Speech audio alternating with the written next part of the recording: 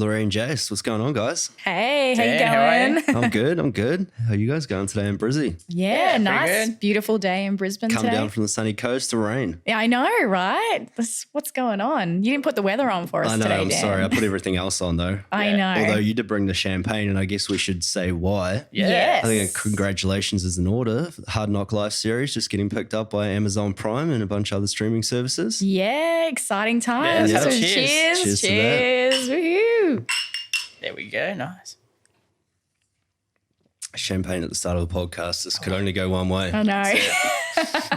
Well, downhill from here. So why don't you let everyone know where it's dropping first? Yeah, well, we're very excited because it's just dropping on Tubi first. So it'll be exclusively on Tubi for 2 weeks. And then it'll be rolling out on Amazon Prime, Hoopla and Plex by the end of November. Yep. And we're actually still in negotiations with a few other platforms. So, yeah, just waiting to hear. But it's going to be everywhere worldwide soon. It's awesome. So it's on Tubi right now as we speak. Yes, as we speak, jump on. Tubi is a free streaming platform, so There you you can go. get Free's an good, account. guys, so get Free's around good. it. Yeah, free's good. Well, that's awesome. Well, so obviously I know a little bit about the show because I Yes. was on it. But why don't you We'd hope so. why don't you let everyone else know basically what Hard Knock Life series is all about? Yeah, of course. So Hard Knock Life is a sitcom and it's based on true stories. It's about 4 friends and it follows and uncovers their like relationship nightmares and the one night stands that just go completely wrong. And it's all with a bit of a comedic twist to it. Yeah. So that's what it Those sexual scenarios, yes, there was a few interesting ones, I will admit. Yeah, Dan, you really got to experience the full throttle of it all, I didn't did, you? yeah, the full thrust, so to speak. Yeah. You wait till season 2, Oh, mate. I can't wait. we got Bring it some. on. We got some stories in plan Yeah, for what else you. you got for me? Hey, that's to come. We can't yeah, tell you you yet. can't say We've got to that. make you sign contracts first, Dan, before we tell you. Yeah, that's true. Yes, okay. Look, Yeah. I'll put out some ideas. I've got some things in mind. Do Well, you? I was going to say, surely Yeah. you've got some stories of first dates gone wrong. Yeah, that but you they're could- not true. Oh, yeah. Yeah, there's a few. There's you keep always telling a few. yourself few, that. With dates or those party scenarios as you speak about that we open up with in the first episode. And Yeah. Always fun times. You got to set the bar Getting high. hammered and crazy shit happens. Yeah. That's the best way to do life, Exactly. you know? You just let the crazy happen. That's right. See, that's a motto for life, kids. Yep, Let that's the crazy right. happen. Bring it on. Life mottos. Yeah. But that's where you get your worldly experience from, you know. It and is. it's like as an actor, the things that you draw upon. I mean, if you've got nothing real to draw upon when you're acting, you're kind of just faking it, right? So Yep. that always makes things a lot more interesting. It does. And it's relatable to the audience too. So people will probably watch it and be like, for example, one of the episodes is about clingers. And they'll be like, oh, yeah, like I've had a stage 5 clinger before. And they'll relate to that. Yeah. So we try to make it relatable. The audience watches it and goes, yeah, that happened to me. Yeah, that was like that. And they can have a bit of a laugh about it, about themselves as well. And that's been the feedback so far, though, right? About the sales agents and everyone that's been looking at it, distributors. Yeah. Find the show relatable. Yes, they find Yes. it relatable Yeah. and in that way it's funny too because they're like, oh yeah, that's happened to me. So I can totally see that. And they love the Aussie humour too. Yeah. Well, it's different, isn't it, to the American humor? So yeah, it's well, they always. What was it? The Aussies are like their little brothers and sisters kind of thing. Like sometimes it seems like that, the way it gets referenced in movies and everything all the time. Yes, definitely. And it's quite funny because we approached a lot of Australian distributors that weren't really interested. As soon as we took it to America, we had like 2-3 that were after it. So we got to kind of choose then. But I just think America just takes this on a little bit more, this kind of humor to begin with. And once it kind of makes it there, it then follows through with Australia. So Exactly. Yeah. Once it's proven somewhere else, then they'll jump on the board. Yes. Jump on board. Yeah. So it's all good. But so regarding the series, I mean, there's obviously a lot of crazy stories that go on here, and like you say, with romance and relationships and sexual endeavors and things like that. But where did a lot of the stories and the writing come from for you? Yeah, like, are they personal stories or are they? Dan's fishing. always. So, yeah, well, actually, if you want to go, it was years ago, like way back. I'm talking probably 10 years ago. I broke up with I had this real serious relationship, which he broke up with me. And I moved in with a girlfriend in Sydney at the time. And we're, decided we're not going to be serious relationships for a while. We're going to have some fun, play the field.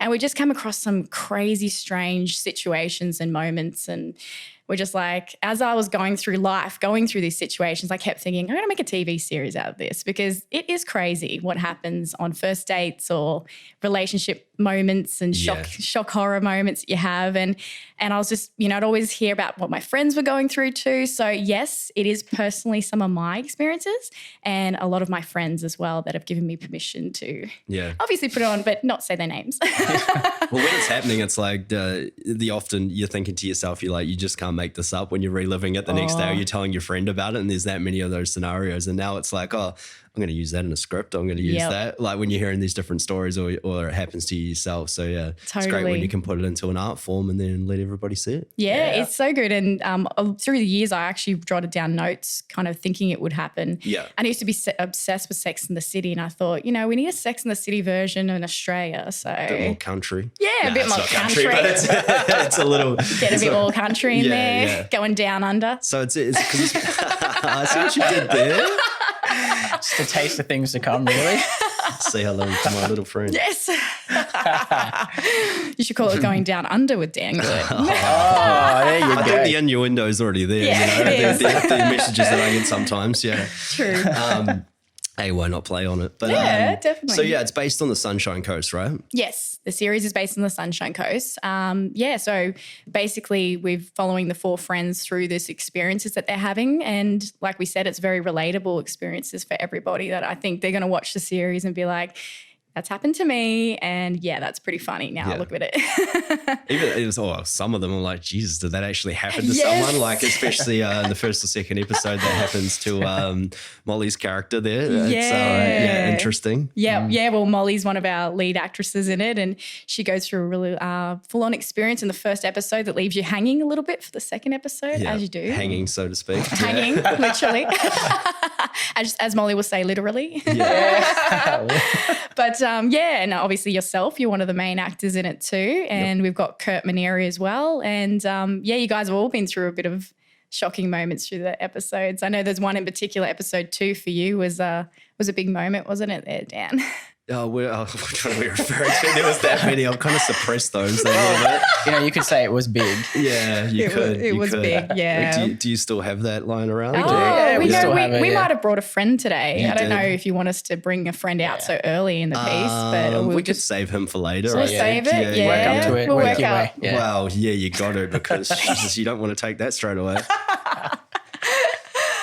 I think that's a bit of a shock horror moment for people in the episode. So I think so too. But where is the little friend anyway? We could Come on. Well, we could bring him out. You want him out? Why not? All right, We've already said we want him out. I'm just scared to say that. She's got it in her handbag. Oh, of course she does. Every girl needs their accessories. Yeah. So this is what's in every girl's handbag. In case guys didn't know, you guys always wonder what's in girls' handbags. So. They say never go through a girl's handbag. Yeah, that's why. Because you might be surprised. Oh, okay. No, there's this one. I'm pretty sure you got maybe that may a bit have of been fun. used at one point. Yeah.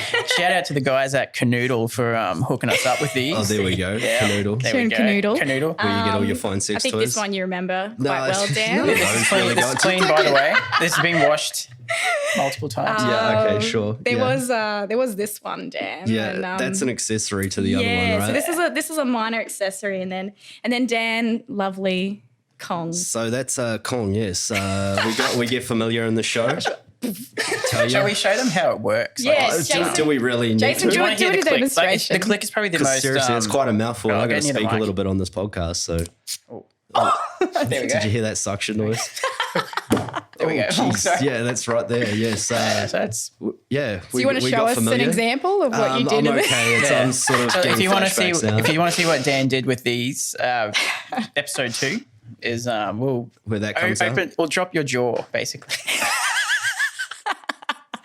This is going deep with Dan. Well, an interesting scenario happened with this little fella, didn't it? At one point, I remember we got close and personal, didn't we, Jase? Absolutely. Even though you're not an actor on the show, No. As you might see, sometimes there's a point of view.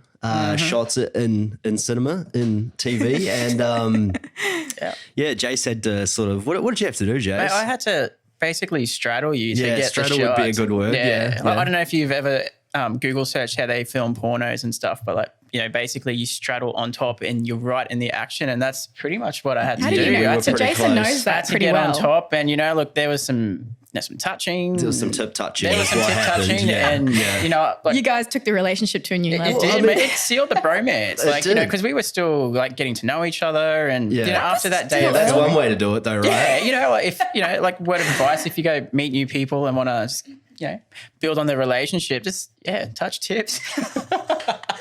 Just throwing it out there. This is Jase Fichera, by the way. If you want to DM him, you can find him there. Slide into my DMs. Don't tell my wife. Well, speaking of that, I mean, I think on one of the first shoot days that we had, it was a bit like confronting because I remember I had to do a certain scene where I won't give it away because it's a decent one, but it was a little awkward when you've got the camera guy sitting there who's the fiance. Yeah. Or the fiance sitting there and you have to act with her and do certain things. Should we say orally? I don't know how you could. I don't want to give it away, but there's a little bit of like. Yeah. Well, basically, looking involved. It was like the initiation. Like the two girls were like looking for a new housemate that'll fit their little clique. Yeah, we wanted someone who could show us what they got. Someone's a bit of fun, the goods. right? Yeah. I mean, you did well with that, man. Like, But it was funny. But it would have been nerve-wracking for you. It wasn't nerve-wracking. I'm just like, I'm not sure how he's going to view me after this because, and then I look up after the first take and he's just pissing himself. I'm like, oh, this is going to be fun. Yeah. It was kind of like, that was like the first couple of shoots you did with us. I'm pretty sure it was literally like the very first one we did. No, the second one. After the party scene, yeah. So you're quite fresh to the crew, and because we kind of all knew each other. Molly, Kurt, and I did acting classes together, and then you've kind of come in on the outside. But I mean, you molded really quickly with us. It didn't take long. Pretty quickly. Yeah. Right. I'm getting flashbacks. Can we take this off the table right now? We'll put it away. All the viewers will look at otherwise. They'll get to see it at some point. They will. Up close and personal. Yeah, they will. I tell you. That's for sure. So, okay, the show's dropping. Well, it's dropped now and it's released on those other platforms. That whole process for you guys, because I know it's no small walk on the park, and I've done this personally myself with submitting to networks and things like this as well, and it's always a tough go. And so how was that whole process for you guys? Well, intensive, obviously. Yeah, Jase is just like, oh shit.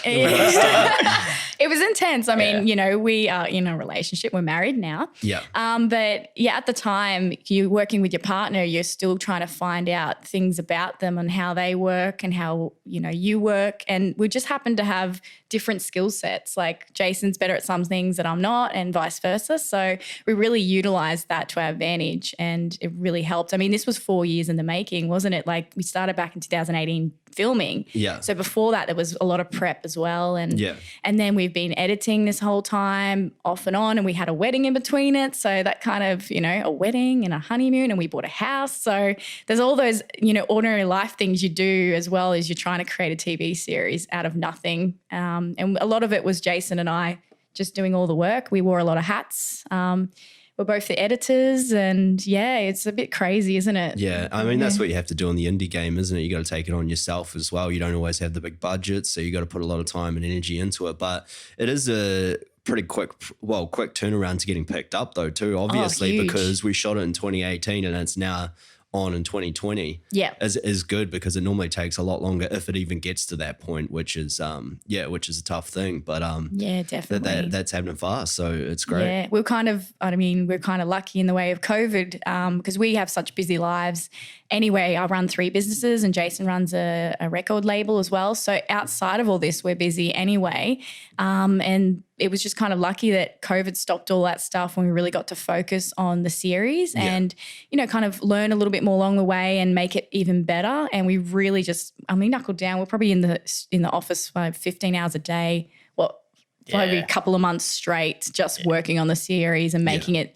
to that level that America would take it on and the world. So, and we got there. Getting it to like the delivery level was probably the hardest thing, because when we were editing, things started picking up quite quickly with the distributors and their interest. And then we were like, well, we've got to get these episodes finished. And then we went back and changed a few things in the first few episodes. And then, then we decided to change a few more things.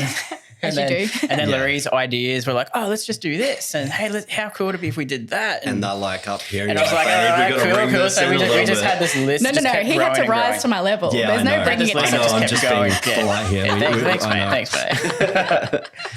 But, we got there in the end. And like you said, it was quite a quick turnaround from when we had filmed it and edited it and had it pretty much delivered to platforms. It was really quick. It usually takes close to 5 years for productions from start to finish and the delivery to get there. So we were lucky it happened sooner rather than later. Especially when you don't have like a major network or anyone like that production company behind you as well. You're obviously doing this in-house as Karizmatik Productions, your own production company. Yep, that's correct. Yeah. And that's kind of where it all kind of, the penny all falls just with us really. So we really had to make sure we put our best foot forward for it. Yeah, well, that's it. I mean, you're obviously highlighting your own attributes and everything that you're doing. Obviously, you act in the show as well. But it's like the first cab off the rank, so to speak, right? So and it got picked up by several streaming services, which is awesome. So and it's about building those connections, like we all know in this industry. That's how you get somewhere with it's not what you know, it's who you know a lot of the times. And that paid off, right? And now you're getting you're getting some good work pushed your way for certain big other productions as well at the same time, right? Yeah, we are. And we're very lucky. I mean, we got taken on by Echelon Studios in America, in LA, and they really believed in the project as well, like the series. They watched it and they laughed and they got engaged and they said, this is vibrant and fun and we can really see this taking off. So they took us on and they've just run with it. Like we couldn't believe how many streaming platforms we're available on. So it's amazing. Yeah, some of them I haven't even heard of and I'm kind of embarrassed to say that. But that's the nature of it now. Like everyone man and his dog's got a podcast. Now there's a streaming service as well, but to boot off the back of these major TV production companies, you know. Yeah. So they're always looking for content. So it's great for like independent producers and everything like ourselves to get their stuff on. So yeah, especially I suppose America has a lot more on offer than we do in Australia, and that's probably where we're unaware of it. These ones I certainly did hear that are coming over here, like Tubi is kind of launching up a bit more and becoming more popular. Yeah. And I think it's pretty booming in America by the sounds of it. So I think Australia will start taking off and running with that too. Yeah, well, it's good to be one of those first productions on there as a natural Australian show too, if they're releasing over here. Yeah, definitely. That's a good thing to have. Also, they're in like a lot of hotels, aren't they? Like you go to click on your Netflix app or whatever's next to it and you got Tubi and Flex and things like that on there to stream, right? So well, we went like when we found out what platforms we're on and we went for a little road trip to far north Queensland, we turned on the TV and we're like, oh, there's Tubi, there's Plex. Oh, it's right next to Netflix. So it's all kind of there and available now on every hotel. So we're like, it's rolling out, it's coming through. And then you messaged us in the group. So I'm like, I'm literally watching Amazon Prime as we speak. So it's just quite funny how that worked out. But no, I'm looking forward to the release. I can't wait. Yeah, it's exciting. It's all new. It's new for us too. It's new territory and we're learning along the way and we're building from that. But it's very exciting. So yeah, I can't wait to like be actually able to share that project with everyone, because like they see a lot behind the scenes, like you're putting up on your Instagram or your Facebook or whatever social media, showing a bit behind the scenes as you're doing it, as you're progressing and what you're on. And it could be years ago and they're like, well, where is it, what's happening, like why can't I just see it? Like it's like it ain't that simple. Like it's hard to get to this point, but it's cool that it can now be put out. Like you could just put it on YouTube, obviously, like we do with a lot of projects that don't get to this point, but now it's on legitimate streaming platforms. So it's so cool. It's huge. And I think that's where people don't understand, unless you're in the business, how long this all takes. It takes time and it's negotiating. And when they're overseas, we've got to be up at all kinds of hours to have Skype meetings. To make a Skype meeting and make things happen. And there's a lot of behind the scenes work. I think people see like the tip of the iceberg, but there's all this stuff underneath it that's crazy that you're doing. But yeah, it pays off. Work hard, push it, it'll pay off in the end. Yeah. So yeah. Exactly. Yeah. So okay, what else have you sort of got in store for like the other characters for season 2? You've got a few things. I'm fishing here a little bit. Dan hasn't because there's some crazy shit that went down in that first one. I'm just saying, like I don't know how many. I think there was probably nearly every episode there was something embarrassing that happened to the characters or outrageous. That's for sure. Yeah, we've got a lot of and you planned. You don't really know what's happening in season 2, do you yet? So like I said, we're going to sign contracts. We've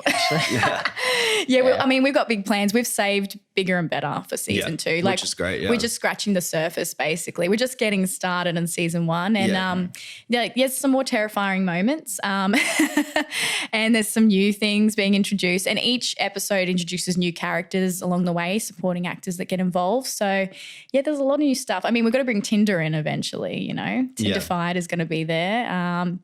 There's a bit other. Do you want to mention anything else? Let's keep them guessing. Yeah, no, that's all right. I mean, like the first season is a good introduction to the characters and the dynamics of the show and the dynamics of the crew, you know, that are hanging around with each other. And you mentioned Klinger before, which is Kurt's character, Blake. Yes. He's basically a stage 6 Klinger in the whole aspect of things. Of everyone's life. But personally, probably my favorite character to watch once I have seen the whole series. He's hilarious. Oh, Kurt. He's just naturally Kurt. That way. We just let him be Kurt, don't we? On set, like Kurt comes in with his own agenda, and we just go. Kurt comes in with his own script. Kurt does not do lines. Yeah, Kurt, we're just telling a little you. Stab. Learn your lines. Stop making them up every single take. Kurt. Hopefully season, but then we wouldn't have got that amazing organic feeling that we got. And that was the best thing about some of the scenes with him, like that we did get to shoot was, although his single scenes were the ones where he improvised the most because he could and he didn't have anyone else trying to ring him in. But it was great to do that with him, and I'm a huge exponent of that in the acting scheme of things is playing around. I mean, acting is playing a lot of the times in itself exploration or character exploration, and that improvise is the best thing to bring out those qualities, and just the randomest things happen that you can play off of, and it's just so natural and organic that it's a great thing to watch, it's a great thing to experience, and it's a great thing to be using. Yeah, it's kind of like have a basis and then let's just explore from this. And you can really see it as as we move through the episodes, our friendship does naturally form stronger, and we do play around more with that, and you can see the connection. It kind of works organically through the series. Exactly. And towards the end, I mean, it does get even a little bit more emotional too. So it is a sitcom. It's funny, but we do hit some real moments where you can really engage the characters. Yeah. And I suppose season 2, we're going to be working with the character developer a bit more, Lee Parker, on things, and we want to really get more engagement from the characters and give them a journey and a story behind them, like their family, and then more outside of that. So that's kind of where we're going to take it. Yeah, that's cool. Yeah. Like as you watch something like Friends,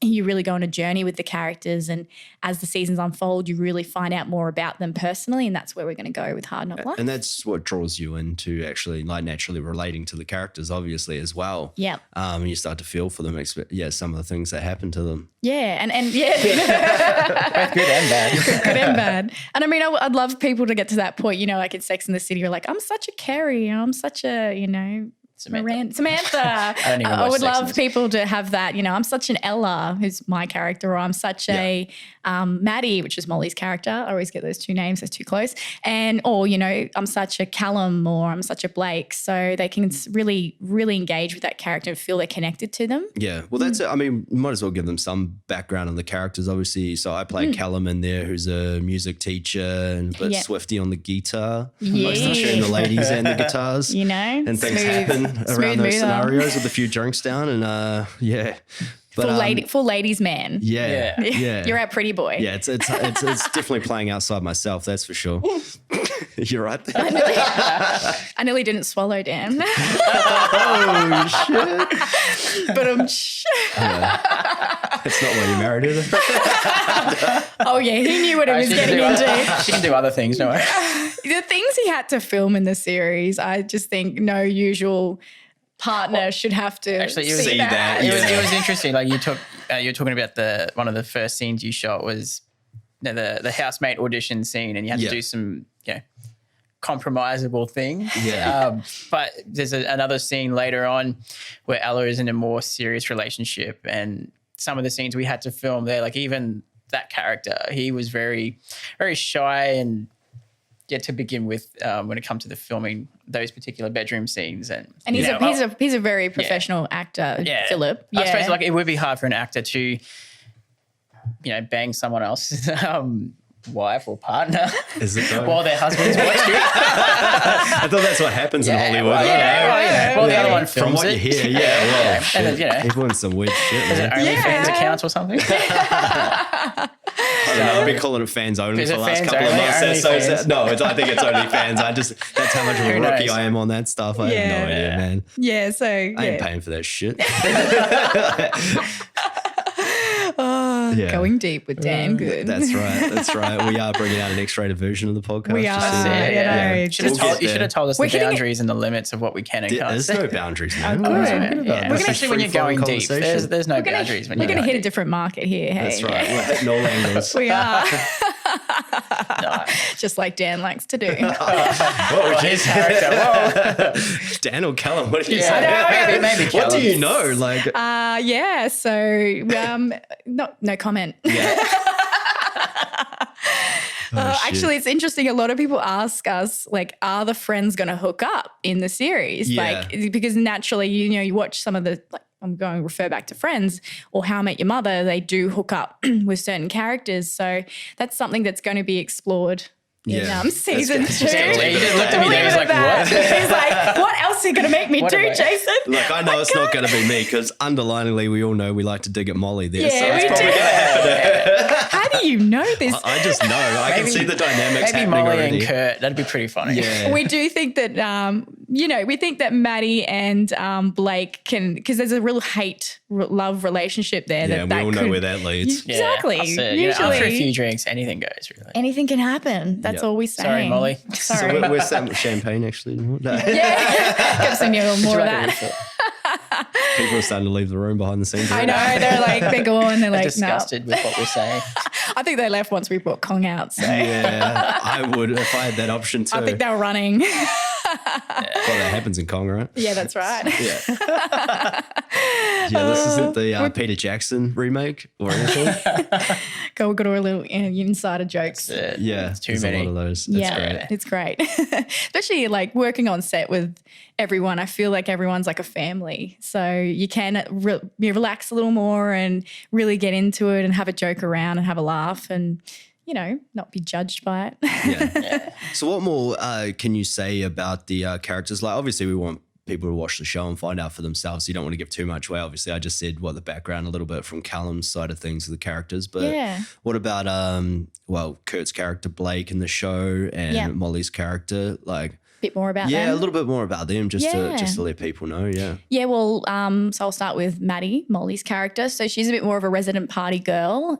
So she's kind of like one of those people that's like, if you get lemons in life and grab the tequila, let's party. So she's kind of not somebody who's wants to be locked down in a relationship. But deep down, I think the character wants to have somebody, but she's been burnt so many times that she has an exterior front up and is like, nah, not doing this. I'm here to have fun. Men are just a piece of meat. Literally. Type thing. That's kind of I don't know her. why I keep looking at Jace when I put these man, I don't know. deodoratory. You do. You guys have got like ever It's since just one of that. those things. Ever It's since just- that- it's one of those things. that tip You're only touching human, thing. eh? Yeah, that's I don't right. know. That's right. Things have just gotten weird. No, I'm joking. But yeah, so Maddie's character is a bit of a mix of a few of my friends. So she's a real mix of characters that I've kind of put together. So very resident party girl. Blake is more of the larrikin. He's the guy that tries to hook up. He thinks he's a ladies' man, but he has no does. game. Yeah. And it's just he plays that role very well. He does. Yeah. But thinks he's a ladies' man, but he can't quite score. But he likes to elaborate on us and tell us all these stories that he's as the characters, what he's doing and what he's up to. And he always has different flavors. He wants to try and do things, if that makes sense. Yeah. But yeah, and then Ella is my character. She narrates a lot of the episodes, talking a bit more in depth about it, about what's happening. And Ella's a bit of a mix of me and a few of my friends as a character as well. So she's a little bit more, she's studying to be a fashion designer in the series, and that's kind of her goals in life. And she's the same. She's just been burnt out by relationships and been cheated on all the time, and she kind of wants to find that Prince Charming, but every time she thinks she's found him, it's like she's just kissed a toad. He's turned into a toad. Like, she thinks it's going to be a prince and the next minute's a toad. So she's kind of like having enough. By that point, we see him in season 1. They're kind of like, nah, let's just party, have some fun. You know, in the background, we would like to find love, but it's just not happening at the moment. So let's just have some fun. Yeah. That's what it is. Yeah. It's all about Just fun. fun. It's all about fun. Yeah. So, like, let everyone know, like, what's your guys' background like and everything? Obviously, you've started this production company, Karizmatik Productions. Jase's got his record label. I know he's a musician personally, but yeah. So, what's your guys' background and how did you meet and everything? How did this all come about? Oh, well, we'll take you way back to the beginning now. Yeah. So, Fade to black.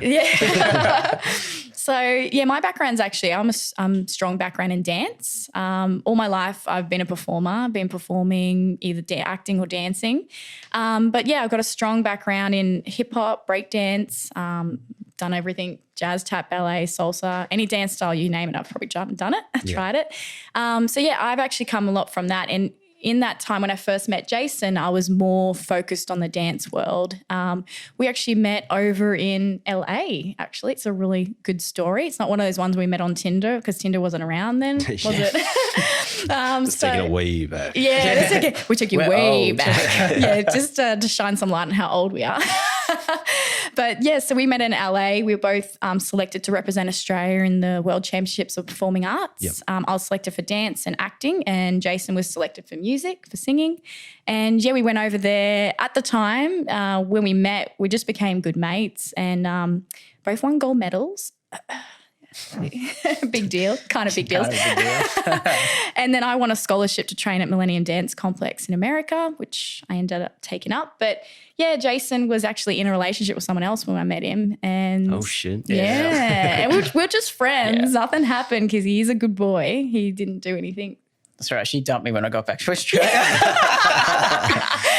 Because I was posting, like, Jason doesn't post on Facebook at all. It's all my photos posting. So his family's like, oh, I get to see what Jason does now because Laree posts on Facebook. Yeah. But I was posting on Facebook and tagging Jason in these photos with all these like hot blondes around him all the time. So when he got back, I don't think it was really appreciated. But yeah, not like anything was going on because I also had something going on at the time with someone else. So we'll leave that there. But yeah, and then when we got back a few months later, we both kind of became single and I was going up to see one of my girlfriends in Townsville. And yeah, we kind of caught up and hit it off again then and we decided to start a relationship. You needed a place to stay the first night. Okay, so there's some backstory that you skipped over here. She forgets that. And she's like, oh, you know. Yeah. Can I crash I was living house? in Townsville at the moment. So I said, yeah, come stay with me. And then, yeah. Is that really how you see it? Bada bing, bada boom. I was like, yeah, come stay with me. Yeah. Come on, cook, crash and mom. Yeah, this is where you're sleeping. So yeah, it kind of developed from there. And then, I mean, I was still living in Sydney at the time. Jason was in Townsville and we both always wanted to live abroad, live overseas. And I went over to take up some of my scholarships. So I got an amazing opportunity. I got to train with like Justin Timberlake's choreographers, Beyonce's backup dancers and Usher's choreographers over in LA and got a bit of a taste of the life, the dance world.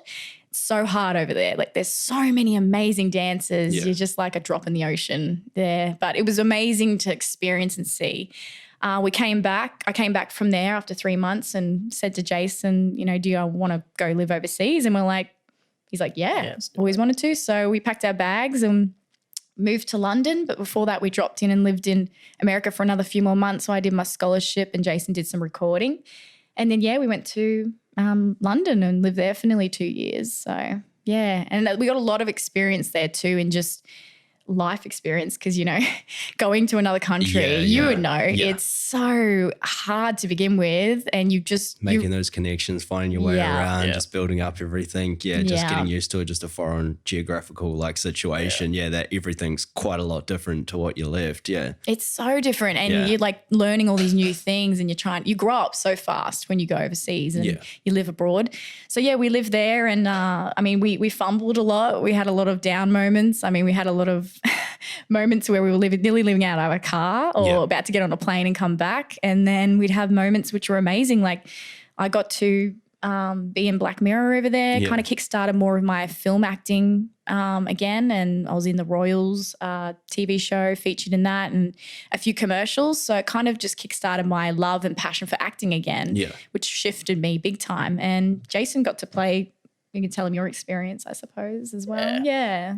So I've been a musician or singer-songwriter. I've been in the game since a very long time. I started playing music when I was 5. I used to be a drummer back in my high school days and like some rock bands and all that sort of stuff. And then I learned how to play guitar, and then I thought, well, let's try and take that a little bit further. So I started doing just some open mic nights and some gigs around town. And then, like, from that, I kind of built like a bit of a reputation with, live music and performances. And then I started writing some music and started uploading my music to Triple J Unearthed, which was a really good platform back in the day, because I was just I was actually still at uni. I was studying to be a school teacher, and I just recorded this little demo in my little dorm room and uploaded it to Triple J. And after like a couple of weeks, it started climbing up the charts. Then it ended up getting to number 1. And then from then, like, that kind of opened up this huge, new pathway really for me as a musician. Like, I started doing support gigs for some well-known Australian acts back then. So like Daryl Braithwaite, Shannon Knoll, Ash Grunwald. There's a whole heap of them. And just from there, just kind of just kept building, and I was doing more gigs. I was playing pretty much close like 5 to 6 nights a week. And then by that time, everything was kind of happening. I was teaching at school. I was a nerdy maths and science teacher. So left to center. Yeah, I wasn't qualified to be a music teacher, believe it or not. So after all of that kind of happened, I was just doing this, school teacher by day, musician by night, and got to a point where at one of my gigs I got scouted to go over to America, to the competition where I met Laree at. And a funny story, we both almost didn't go to this competition. Personally, something happened and we both almost didn't go, and then I don't know. Yeah, and then fate. Just something. The universe. And we're just like, what do I have to lose? Yeah. So I went over and competed, did pretty well. Got offered a few publishing deals from some of the guys and companies over there, which at the time they were really good. I was still new to that realm of things, especially at an international level. And then coming back to Australia, I had a bit more time to think about where I want to take my career as a musician. So I thought, well, let's start record an album first, and then I did that, and then released it, and it did pretty well. In the Sunshine Coast. Yeah, I did actually. I came to the sunny coast to film it. Believe it or not, it's where I live now. To record it. Not to film it, to record it. Too much wine. Too much wine. You barely sipped it. I finished mine straight away. You guys have been sipping yours. I'm like, I need to catch up with Dan. Well, no, don't catch up with Dan. It's never good, because then I start up in the game and it's just... then it becomes a competition, doesn't it? Yeah. And then we end up with season 2. Yeah. Outtakes. Oh yeah. But yeah, look, it's been quite good. After I did the album, that's when we decided to move overseas. So we set up some tours around America, and then London and the UK. I got to start playing at some of the bigger festivals over in London, which was pretty big for me at the time, because it's like Laree said, it's so hard. Like the industry, everyone's a musician in London, and everyone's vying to, or an actor, or Uber drivers, or an Uber driver. So it's such a competitive industry, and people don't see the hard work that gets put in behind the scenes. They only just see like the little bits at the end. But we had a good time, a good run over there. Then we came back to wait. Tell them about the gig you played at. Oh yeah, so I got. I always forget about this. I always have to remind Jason of what he's achieved, because he's not one like talk himself up much. No, yeah. So I'm like, I get shy. It's the most I've heard him talk about. That's why it's Jason. So I got handpicked to play for the Queen's Royal Guard. It was one of the weddings they had over in the UK, which was pretty big. I didn't even know at the time that it was a big gig, and lucky I dressed well. And not like he is with these thongs today. Because for those people that know me, I don't like to dress up that much. It's just he is from Townsville. I'm from North. I'm a North of a stab. So I'm a North Queensland product. I'm from Ingham, so it's even worse. This has been a working progress. You can edit that out from the podcast. It's all right. We don't edit shit out of this podcast. So lucky I dressed dressed well and turned up. And after passing through all the security and everything, and I was running late too because my maps stopped. And in the UK, you just have no idea where you're going. Oh, there's so many So roads. I've ended up getting to the place where I needed to, and I was like racing my equipment in, and then I got through all the security and stuff and set up, and then I literally just set up, and then they got announced and they were walking in, and so it was pretty lucky in a sense. Very lucky. I think that's why I forget about that. Yeah, because you literally just got there. Yeah, literally just got there. Oh, that would be so bad if you were late for something. But it was funny though, because the agent who he got me that gig, he was like, just go here. He didn't even tell me too much, which probably typical agents over there. They don't tell you much about what you need to do. And so I went over there and just got there on time, and the rest is history. Yeah. And then then we ended up moving back. Actually, my mum got quite sick, so that's why we moved back over like really quickly. It was pretty crazy. I found out that my mum had cancer, so I had to we had to pretty much pack everything up. I kind of just left Jason in a hurry because I was like, I've got to get back to Australia and be there for my mum. And Jason was kind of left to sell everything and pack it all. Apartment and because you're over there. Everything. You're over there for nearly 2 years. Nothing's changed. All right. We'll remember that comment. Can scratch that one too. I don't want to have to edit this podcast. Someone hit someone here. Someone's getting paid by the hour. So we kind of we had to came back in a hurry. Came back in a hurry. Put you on a plane and sent you literally home. I got put on a plane. I didn't even get a moment to think about it. And it's a pity in some ways because my acting career was taking off and I was starting to get bigger roles off it. Yeah, momentum. And even when I was in Australia, I'm still getting emails going, you're available for this role and this role. Now big movies that were that are offering, and I was just like, at this time I need to be with my family and I'm just going to focus on this. So I took a big step back from everything at that time. And it was a few months of Jason and I did talk about creating this series. I was talking to him about in London, and I probably said it to him and he's probably like, oh yeah, I'm not going to do that, but okay. Because I like to dream like this because I'm a Pisces like you, and we like to dream big, and Jason's bit more person who brings me back down to earth sometimes. But but then again, when I give you ideas, you do run with them too sometimes. But we got back. I keep saying sometimes. I mean all the time. There's a bit of push behind it sometimes. But we got back. There's a little comment there. She gets the paddle out and starts bouncing me with it. Well, at least it's not the anal beads. So. That paddle gets a lot of use. But so then Jason got back and, we were in Sunshine Coast and there's not much happening. And, I missed my creative acting and dancing and everything. And I'm like, what do I want to do with my life now? Where do I want to go? And, I think you get a bit of scared back into reality when something huge like that happens in your family. And thank goodness my mum's okay. She went through a surgery, but during a surgery had a heart attack and it was all just crazy. But she's good now. She's doing amazing. And it just made me really think about life and where I want to be. And I love living on the Sunshine Coast. It's beautiful and there's so much to see around there. And it felt right to be back. And I said to Jason, now might be a good time to, do this TV series. You keep telling me that's crazy. And we're very lucky because the Sunshine Coast really supports this kind of stuff. Yeah. And they got behind it, Sunshine Coast Council, with the RATIF grants. They gave us a grant to be able to launch it. Otherwise, we wouldn't have been able to be in this position we are now. Yeah. So we're very lucky, I think, moving back to the Sunshine Coast. Things all happen for a reason, don't they? And I feel that this was one of those reasons that happened. Yeah. And then, before that though, Jason and we decided to launch some businesses, and I launched Karizmatik Entertainment, which is kids party entertainment. Dress up as like a fairy and a princess and Elsa and entertain kids at parties. Yeah. But it wasn't like my be all end all. It's kind of like my bread and butter. Yeah.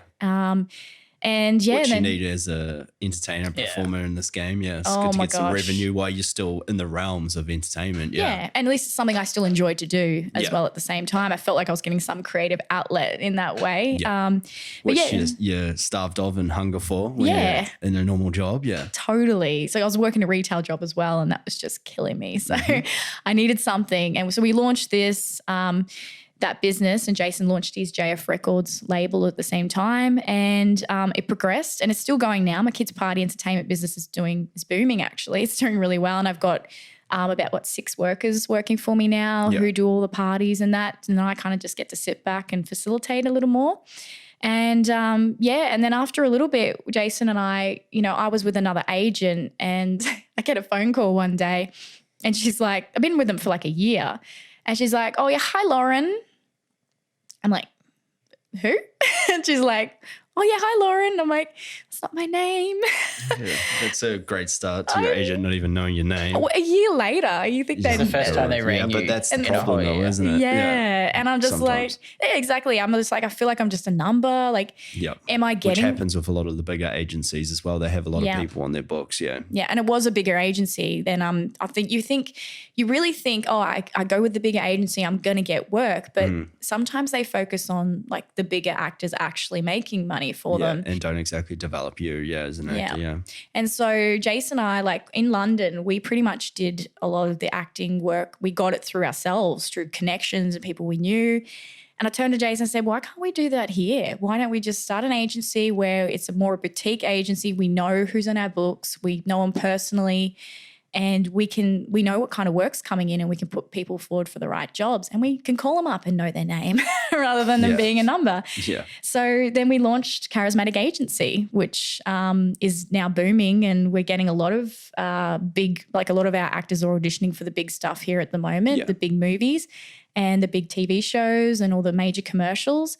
And my acting work started to pick up because we were putting me forward for the roles that I should have been and all that kind of stuff. So, in our books, we're starting to get more traction on it now, and we're getting a lot more people work. And, I feel like we are a bit more of a personal connection, and we do help people develop. Like, you'd go with a big agent and you'd go, okay, so what do I need to do for this audition? Like, there's the script, go for it.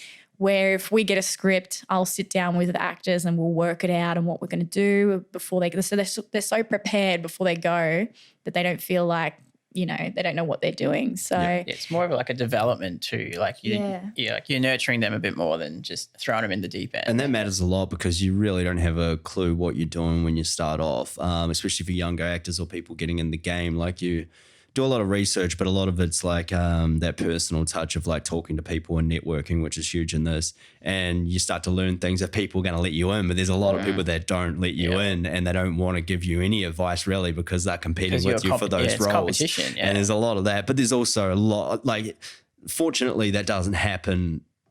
That I've found a lot, but you do hear it happening to a lot of people. But I think it's just a natural thing of who you are yourself. If you're a good person to someone, they're going to help you out, and that's what you need to be, because they're not going to want you on set if you aren't a good person to be around and you don't work hard, you don't put the time in, you don't turn up on time and things like that. But nurturing the talent is huge, especially for younger actors, which I know you have some of them on your books. And that's a great thing to have, because especially being performers yourself in different aspects.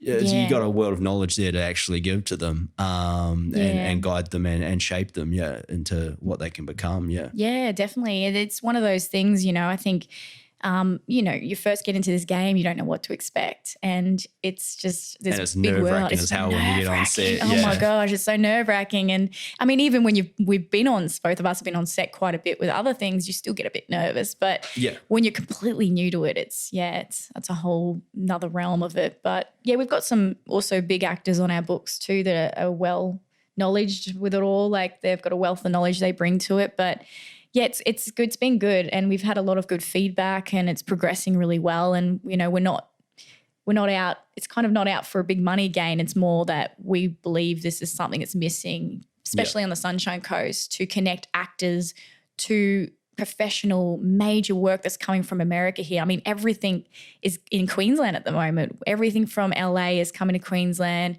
and we get to see it firsthand, and we get to put people forward for who's had a lot of auditions now for it. So it's really exciting. It's starting to connect those people to these possible jobs for them finally. And it's a long game too. Like it just doesn't happen overnight. I know you see this person pops up on a Star Wars movie or whatever, like, oh shit, this new act. And they've been doing it for 10, 15 years or what have you, like the tip of the iceberg analogy you used before is just, there's so much work that goes into it behind the scenes and building yourself up and getting knocked down a million times and keep picking yourself back up off that canvas. It's a tough go of it. But having people to guide you is an amazing thing that actually care. Yeah, definitely. Yeah, exactly. So that's awesome. Yeah. And then we thought, obviously with the TV series, I said to Jason, we're building our little empire, because we've got our actors, we can feed into the TV series where they can get professional experience on that as well. And the next season's going to be a bigger, better project for everyone to get involved in. And we have so much, we got inundated with people wanting to get involved. And of course, once it's going somewhere, people are like, everyone jumps on the bandwagon. Yeah, but it's great to have that as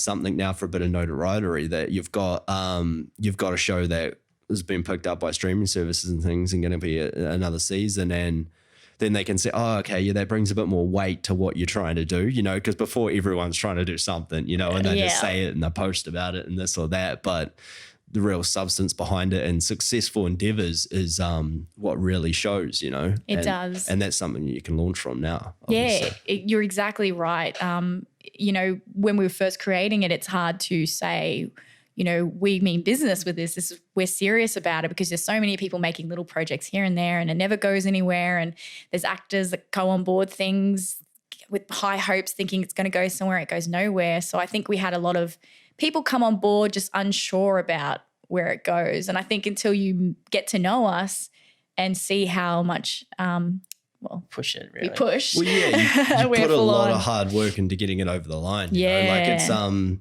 yeah, because I'd already been I'd been in the game a little while, obviously, and been on many productions at different levels, obviously, and some of those bigger ones and some of the little ones and stuff you've done yourself and the indie and whatever, but you never really know what's gonna go, what's gonna take off, and you get your hopes up so much at the start with these projects and people blow smoke up your ass or whatever's going to happen. And then you're just like, oh yeah, this is it. You're telling everyone and then nothing happens or it doesn't even get finished, the project. I know. You're like, shit, no one asked me about that one. Don't ask me about what happened with that. Yeah. So, and that's a tough thing. And that's like I say, it's hard to even finish these. Some of them get done, they get shot or whatever, they fall over the line or not, it doesn't even quite get completed. Never alone put out there, never alone getting picked up. And that's where that hard work by you guys came into it to get it over the line. I mean, look, I'm not going to lie. I was a little bit surprised when it got picked up because you just don't know. You go on it for so many years. You're like, get my hopes up, this, that, whatever. And then you're just you're kind of defeated sometimes and you're just you do it because you love it and that's what you want to do and you love being involved in it and that's why you want to be in the industry and in this game. And yeah, you're relieved when you finish. You're like, I put something into it. Okay, we'll move on to the next. But obviously you guys had a world of work to do from then to get in there. And you're like, oh shit, it actually got picked up. I wasn't telling anyone. Obviously I knew for a while, but I wasn't telling anyone before I knew that it was signed on the line, that it was a certainty that it's going to be out. I'm like, I don't want to do this again. Us as well, when when it all first started happening, we had one distributor who was really, really keen on us right from the beginning. And, everything just was happening really quickly. And we're like, oh, this is it. What's going to happen next? And then, they send the contracts through and you look at it and you're like, oh, yeah, is that just normal? With some of their conditions and things. And then just out of, just by chance, we're at the beach one day and we're driving home and we get this email from another distributor and they were mind you, this is after we sent out to hundreds of distributors. So you're just to get an email back. which was, thanks exciting. for your submission, guys. But, you get that email, you're like, oh, they've replied. I don't even want to open this one. I know. It's like you say, it's just, it happens so often and people, they get their hopes up. And when we had, signed we picked our distributor and then signed the dotted line, we're like, all right, do we tell people or do we wait till, we just weren't 100% sure if it was going to, you just have that little bit of doubt in the back of your mind, is it going to fall through? What's going on? You don't hear from them for a week and you start getting anxious, but you forget that there's so much going on their end too. They've got to jump through all these hoops as well. And But also I think over time probably come with age, you know, I'm always like reaching for the bigger and the better thing, but I always forgot to celebrate the wins. And I said to Jason, we can't do that anymore. You know, when there's a little win, we're having a moment of celebration, you know. We finished the series. Oh my gosh, celebration. We did this. We completed a TV series from scratch. Like it's hectic. And we was pretty much Jason and I for everything. And then we're like, oh, we've signed an American distributor. Win. So we're celebrating. And then, then getting picked up, we're like, another win. So we're just trying to celebrate these little wins along the way, because if you just focus on that bigger picture, it gets a bit much sometimes. You know, so, but I feel that if you celebrate them along the way and your achievements, you find that more come available, bigger goals get reached. Sorry, T, can you grab those bubbles, man? Sorry. Oh, yeah. Oh, you got it there, yeah. Sorry. Dan wants more. Getting distracted, Dan's like, I'm a bit dry. Just getting a bit dry, I'm a bit dry. I've got to like catch up to you boys. Look, I was just done after 5 minutes, I think. Story of your life. But actually, that's probably a marathon, 5 minutes. Just putting in a lot of effort to get 5. That's a marathon for you. You're talking about the warm-up too, right? Yeah, that's right. Of course we are. How much you guys want some more of this? Yeah, go for it. I'm going to drive, so fill me up. Oh, do you? Fill me up. We didn't. Not that this will do much. He's joking, guys. He's joking. I'm joking. He's joking. Sorry, Mum. Sorry, Mum. That'll be plenty. Thanks, Dan. Thanks.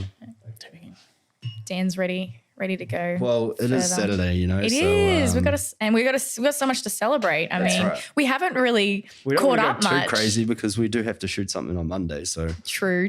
So yeah, we're getting together to shoot more video promo for it all, for socials. But you know, we got to celebrate. We haven't caught up with each other in ages. Well, that's it, and I think you touched on it there, celebrating the small wins, because you forget it when you, especially in this game or any real industry, when you go constantly, you really forget what's happening, and you're like, oh, hold on a minute, look at where I've come from in that 6 months time or that year's time, and like from where I was before and now where I've got to now, it's just like, there's a lot of growth there. Like, look at these things that I'm ticking off the boxes, and because you can get so caught up in it, and then when something doesn't go right and you fall on your haunches, you're like, shit. Yeah. Like, but yeah, you got to remind yourself that it's all part of the journey. It is. And it's not going to just happen like that. And it's not going to happen for every single thing that you're involved in. Yeah. And I'm a really impatient person. It's really bad. Like, I mean, I'm patient to a... No, Hetty knows. Like, okay, when it comes to kids, like I've been a dance teacher and I've taught kids my whole life. I'm so patient, but when it comes to things in my life happening, I just want it like right now. And it's pulling me back to like, you know, look how far you've come, look back on what you've done. And especially as creatives, you probably go through this too, Dan, we have like big highs and really big lows. Like it's kind of like a roller coaster. Yeah. And, you know, you hit these moments in life and people don't really see them, but, you know, sometimes you're like down here and you don't know if, you know, the next big thing will come, and it's about really realizing and focusing that, see how far you've come in life and what you've achieved, and you need to celebrate that. It's huge. Yeah. And, you know, everybody's got their own wins in their own way. I feel like creatives, it does affect us a lot more. I don't know what it is about us, but maybe we're more emotional in that aspect. But for sure. But I think you have to be in touch with those emotions to do what we have to do. That's right. I mean, that's whole part of the game, right? Channeling those emotions into the characters or the roles or the music or whatever avenue it is that you choose to go down. That's what it's all about. And then you recreate it when you go on stage to do it, or the next take that you go to do it, you have to relive that emotion again or bring it back up, or you're bouncing off that other actor or the crowd or what have you. You know, it's all about harnessing that energy and those emotions, you know, that that's what it's all about. It is, yeah. And that's what makes magic though, isn't it? That's what you're bringing in on the other end from the consumer point of view, is that they want to have some emotion evoked in them and something to relate to, and that's the art form, right? Yeah, in that's a nutshell, right. kind of. It is the art form, isn't it? Yeah, that's probably why we are the way we are. But poor Jason. Jason still has a bit of the like logical side of things when it comes to stuff. Well, you need that when someone else isn't. I know. No, I'm such a big dreamer. When you've got the ideas. It's a good balance, though. It is a great balance. All that, as a relationship, as business partner or what have you, and even in yourself, you need that balance, because without that, then you can you can really get engulfed in those emotions and things that you're doing, and Very true. Whatever happens. Yeah. We've all been there. Yeah. We've had the moments. We've all had some big ones. I mean, I can say that personally. I have been knocked down and feel like I've got no confidence left. Life things that happen or things that happen within, like what you're chasing, and you really start to go there and figure out, well, what am I doing all this for? I'm putting like 80% of my time in this the whole time, and can't go out with my friends or do this or do that, and got to reject things and this and that, and it's sacrifice. it gets tough, and but then you get involved in a project that you're passionate about. You're like, I remember why I was doing this. This is awesome. This is life. This is what I'm doing. That's what I'm and living then it's just for. the way you go again, and it's just that's the life of an entertainer, really. It is, isn't it? Really, yeah, it is. You're so right, and I mean, it's that journey that you got to appreciate too in that aspect. Like you said, without these emotions and without all this stuff happening, you wouldn't create this gold that you have there to deliver. That's to exactly the world. Right. Yeah. When it comes to music, it'd be the same. You write from emotion, and that's probably the best songs out there come from. Oh, for sure. From the bad situations you've had in Or life. breakups or anything like that. I mean, look at how T Swift's doing. Like, damn, man. She's doing pretty good. Funny that we call this series. What was our little like slogan? Taylor, what you've done with the series that you've kind of not exploited all your or not all your not all my exes. all your ex. Hey, Jake, there's a story of Jason's in there too. Yeah. I don't know if you knew that. There's a couple of stories of mine in there.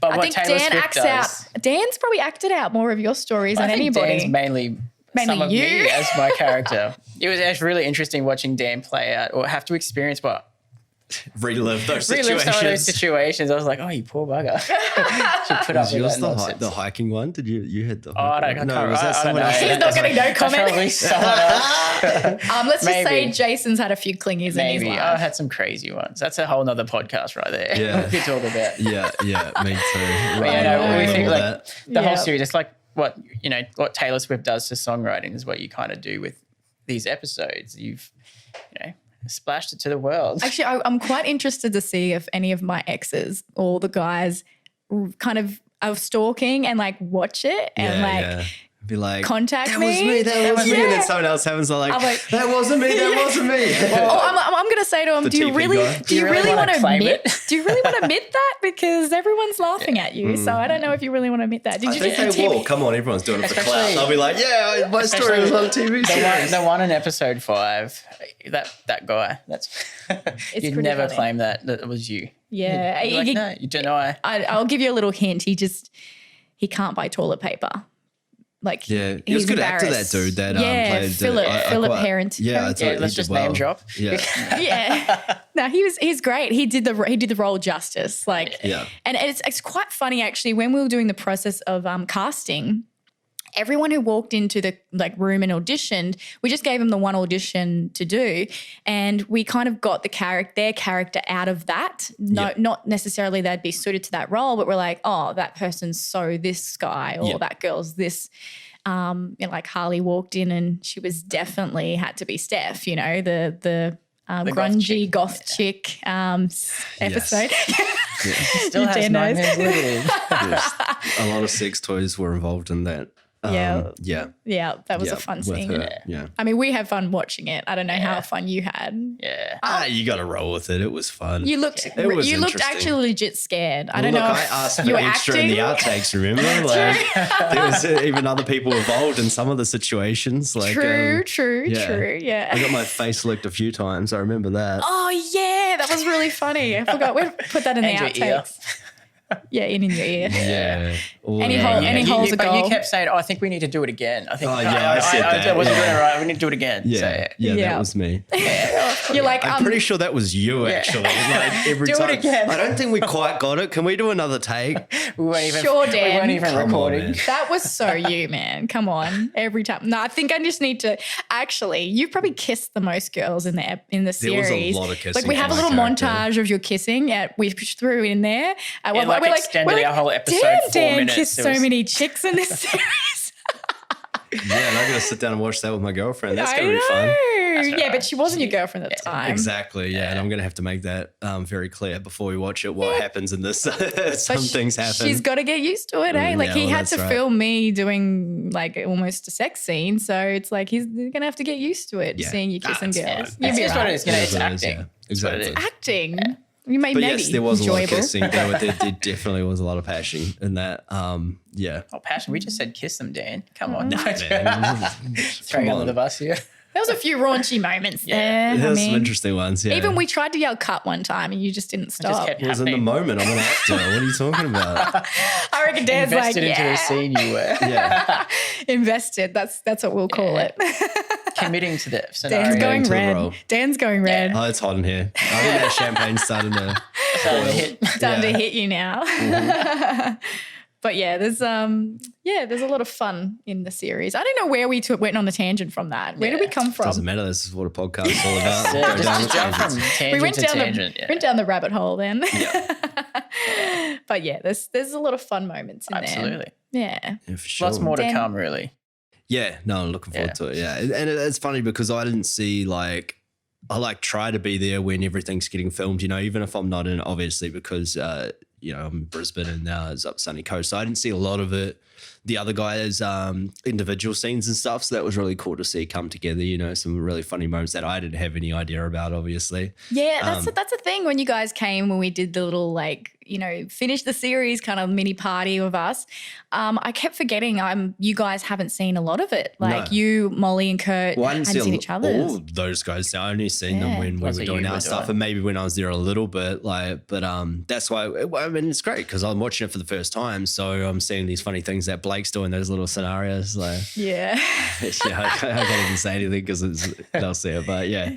It's funny to watch. That's why I loved his character because it cracked me up a lot of the times. You got to have that resident funny guy. He kind of reminds me of the character similar to How I Met Your Mother. Barney, I feel like the series is a bit of mix of How I Met Your Mother meets Sex and the City meets Friends. It's a bit of a mold of all of them. He's kind of a Joey and a Chandler put together in certain aspects, but maybe some of the worst of some of those characters' aspects. I guess. He pushes the line. That's good. Yeah, and you need those different characters for their essence of what they bring to the series. You can't all have the larrikin funny guys, otherwise it'd just be too much. You just need that one balance in it. So I think we achieved that really well. And actually, I do remember we didn't have you as the lead character to begin with. No, not originally. We actually met you after we cast a lot of the stuff. Yeah. And we were casting for the one role. Actually, you would have been in the sex scene with me, actually. You would have been the toilet paper guy. You would have been the toilet paper guy originally. Mm-hmm. And when we met you didn't even need to audition. We met you. Dan doesn't audition, people. So we met Dan and that day and we just clicked with you instantly. It was like a vibe and we walked away and Jason and I both went, he should play the lead. He needs to play the lead. He needs to be Callum. And then ironically, things kind of fell apart with the lead actor that we had the next day. And I think I called you the next night and I said, hey, Dan, do you want the lead role? And you're like, yeah. So, yeah, pretty much. That's how it went down. Yeah, it was He didn't even see the whole script. He's just like, yeah, I'll do it. And then he read the script. He's like, oh, wait, what did I get myself into? I saw enough to know what I was in for, Yeah, that's true. It's probably not the worst I've done on set, that's for sure. I Yeah. tend to get exploited a lot, or it's that I just don't say no. Yeah. Till season 2. I generally say, look, I'm fine with it. I'll do whatever's good for the footage. I mean, I remember I heard one of your ones. Yeah. What about the one with wax? There's been so many. See, ours is not so bad because you have had a wax experience. That hot wax poured on my balls several times. I didn't think we were going to go there. Ooh, damn. Yeah. Naked workout scenes. These are all Jeremy's films, by the way, my mate. So he loves that crazy shit. But yeah, no, it's trying to get a bit more whatever Dan. goes. So we can go further with you then, Dan. You're telling us there's further you will go. That's exactly what you're saying. How far will Dan go? I don't know. I guess that's the question, isn't it? The $1 million question. We'll see. It's really. Is there anything you won't do? I don't know. You got to throw some scenarios at me. Opening the floodgates here. Come on, there's got to be a line where you draw. Where is your line? I don't know. They have some very involved films where they actually do a lot of sexual things, don't they, naturally? But those films don't tend to make it too far, and those people never work in the industry again. So I don't know about some of that stuff. I don't know, like I want to test the boundaries because I want to play a lot of things outside of myself, I said on a podcast a while ago that like I really want to play like a killer or something, like a real crazed kind of serial killer or what have you, something really along those lines. I'd love to challenge. Obviously, I'm not saying that for this character. No, I just mean in general. That's I can write that in. Callum becomes a serial killer. Look, I want to play some flamboyantly gay dude. I want to, I want to do some different things. I can't see. I'd love to. Can give us a little preview. No, I'm saving that. I wish make him save it. But do you mean for Callum as a character? Is that what you're sort of asking? Like, how far would you go? How far? Well, I mean, in life with that, but also now I'll move to how far would you go with Callum? Look, I mean, whatever. I mean, I'm interested to throw ideas at me, we'll see what we can make from it. Multiple people at once, like what? A player, or are you wanting more like a, knuckle down serious relationship? Well, as his natural development of that character seemed to go, it was almost forming that way, right? Like he was, playboy a little bit, like with a lot of women in there, dating scenarios and stuff. But you could tell naturally he's kind of a sweetheart down to earth and really probably wants something real as he gets emotional with one of the characters in there, Lisa. So that got pretty in depth, obviously, and then had a climatic ending at the end of the series, which is like happened with a lot of our characters. It was really open, wasn't it, at the end of season 1? So it could go anywhere. It could go in either way, but look, I don't know. I think in this art form, it's like there's not really a place that you shouldn't want to go. True. Like, like you're exploring naturally, obviously, with everything. So I'm open to it, I think if you close yourself off, you give yourself less options, with in life and in any other thing in this industry, Why would you pigeonhole yourself, Yeah, and that's so right. Like, you can't grow and expand if you're not willing to put yourself out there and go a little bit out of your comfort zone. Our whole industry is about being out of your comfort zone. We're literally comfort zones here and we're like over there. That's how we live. And I think, you said it right. You kind of need to grow from that. Comfort zone. I can tell you though, season 2 has a lot of fun things. We're going to have a little getaway moment where we go somewhere, have a bit of a party, and the housemates need to get over, by getting under someone else. So is that the natural philosophy, is it? It's the natural philosophy of life. One of my friends told me one time, this is when I first broke up with the serious relationship, she said, to get over a guy, you got to get under another one. It's interesting advice. I know. I don't know if you're still friends now, are you? We are good mates. She knows who she is. I get it. Yeah. That can have detrimental effects as well if you keep doing that. Yeah, if you keep on that aspect. Yeah. But I mean, so the housemates are going to explore from that after their first loves.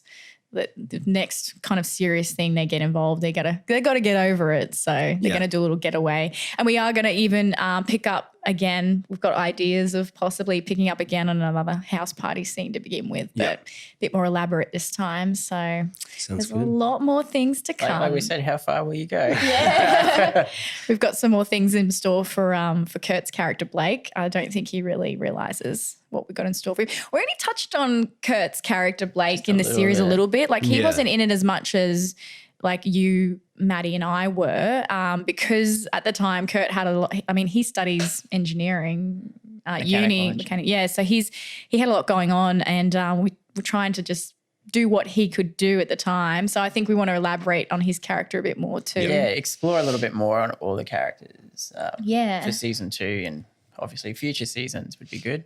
Yeah, well, we actually someone asked me one time, how far can this series go? And I said, forever. Like, we're going to go like 10, 20 seasons, like whatever, because it's one of those ones where there doesn't have to be an ending. This can continue because life throws curveballs at us all the time. Oh, sure, yeah. And it's actually following these, it's really honed in on these characters and their experiences. So it's going to fall through the natural things of life, meeting someone and all that kind of stuff too. And you have the multiple same mistakes in life sometimes. You get with a person, they cheat on you. You get with another person, they cheat on you. Or, these things happen naturally a lot. So we're going to just keep exploring it until we can, until everyone's had enough. But I mean, yeah, that's it. And they'll come to a point with that. Obviously, you got to wrap it up. But what are you talking about, Dan? I'll be 50 and we'll still be doing this. I'll be like, oh, It's still going to be called a hard knock life. Oh, it'll be literally a hard knock life. Knock life. We'll bring it. You know, we've got what are those pills you take to keep yourself going? I don't take them. Jesus, I don't take them. No, why are you asking? Viagra, you know, they've got, I said that really loud then. Yeah, you did. Yeah. Extra emphasis. We could be 70 on our walking sticks and there's still hard knock life. Still room to play. Do you see? This could continue, Dan. I don't know why you want to put an end to it, so I don't know. Just depends how much his character can take. Come on. By then, he's probably like physically exhausted. Yeah, and emotionally drained and in the corner in a fetal position. Yeah. Yeah, he's crying in the shower at night time. I can't do this anymore. So how's the record label and everything going, Jase? Like, it's really good. Since the whole COVID thing just screwed the entertainment industry, it's been going really well. We've been doing a lot of things online with people like in the UK and America as well. A lot of like online collaborations, I suppose. Yeah, that's what I keep hearing. The collaboration efforts are a lot more now that people would be touring or doing this and that and like whatever else. People they have can more time jump on a track, you know. Yeah. Like people have more time, you know, to do, you know, they had a lot of time to reassess life. Like I know when everything kind of like shut down and like all the like the gigs were cancelled and everything kind of just stopped. You know, people are freaking out and they're like, oh, what am I going to do? What am I going to do? But it was actually really nice to just take a break from all of that because just, you know, the entertainment industry, it's so like it goes so quickly, like the hustle and bustle behind it all. You're, you know, forever, you know, chasing up leads or, you know, doing extra things. So it was really good to just stop and take a step back and reassess what I actually wanted to do with it. And so and then since then, like, you know, getting a lot more people wanting to work with you online, like my history I've got as a songwriter and like music producer, like a lot more people have, you know, asked me to, you know, help produce some of their tracks. Like there was a few, there was actually one of the extras on the show. She handed us like this demo CD basically. Michelle? Yeah, Michelle. And we, on the way home, we were listening to it and she had one song on there that was just, you know, it gold. It was gold. And so we hit her up and we're like, hey, this is what we do. Because she didn't really know too much about what I did with the production. And so we took her into the studio. We recorded her song professionally and now it features on one of our episodes. It's called Lovely. It's called Lovely. And it's a cracker song. Like it's awesome. Yeah. And, you know, like that's just one of the stories that's kind of progressed from, you know, with the label. Like we're not just a label, we are a creative company as well. So anything that a musician needs, like recording or song production, marketing, consultation, music videos, photography, like we do all, like anything an artist would need, you know, we do all of that. So yeah, and the whole a lot of Jason's songs are on the series too. So his songs feature on there.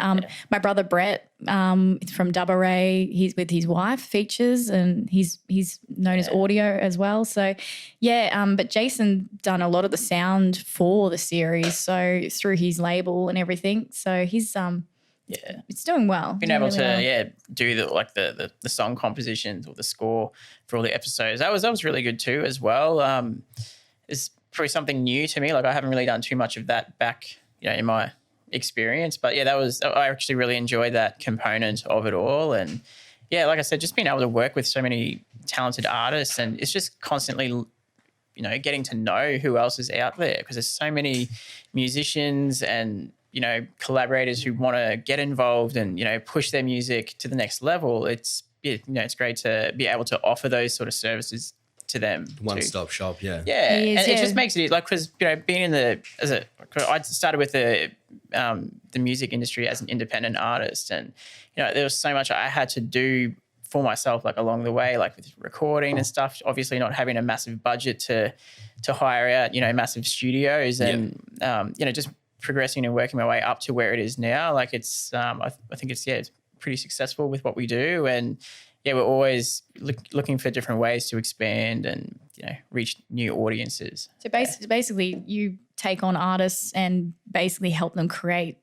everything. So like marketing wise and like create recording and making music videos. Doing with Karizmatik Productions as so well. They work, a talent agency. Yeah. They work, you know, very closely with each other, like those two companies. Like sometimes they overlap.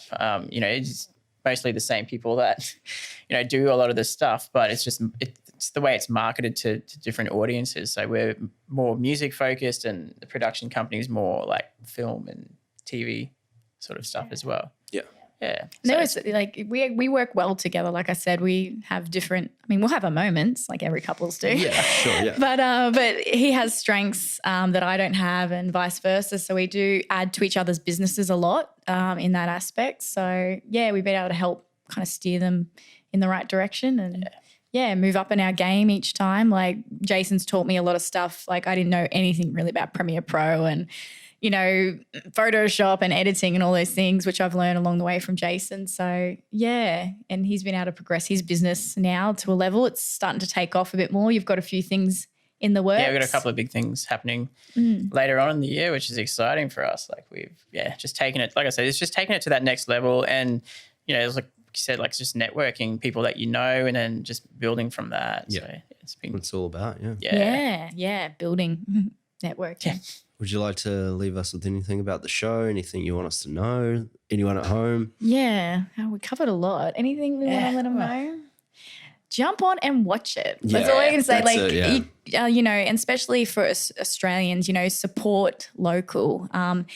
You know, and we do get a lot of this thing where it's made in Australia and people are like, you know, but it's actually really good. I mean, we surprised ourselves on how good it's become. What it could become. When we premiered it, I was quietly surprised, you know, like I knew it was going to turn out some quality, but I was just like, whoa, shit, you know, like we did this. And when it all comes together naturally, like as I said, I didn't see a lot of the scenes and things that were shot. And when it all comes together, you're like, oh, well, okay, yeah, we got something here, you know, like, and it's a wicked thing. Like I think it's just something, that everyone can relate to. These characters go through a lot with their relationships and like we said, sexual endeavors, adventures, life, you know, love and loss and everything. And it's something for everyone to relate to and get involved in. But and there's some funny shit that happens in this show. Some funny stuff. Like guys, you're gonna laugh. Like it suits a lot of people's comedic. It plays to everyone's demographics, I think. Everybody. And there's something in there for everyone to enjoy. So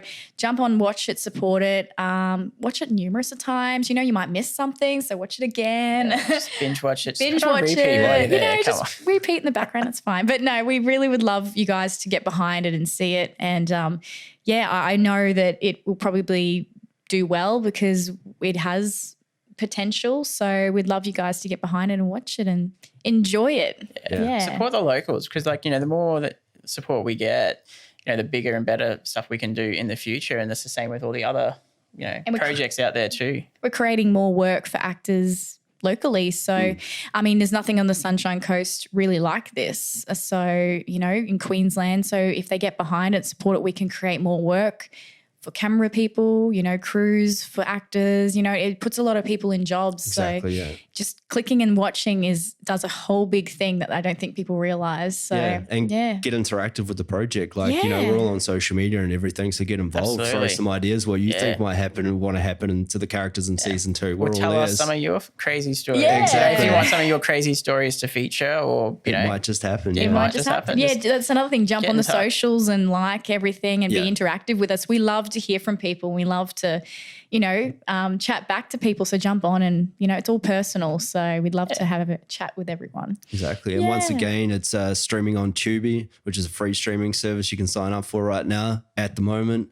Amazon Prime, Hoopla. Hoopla.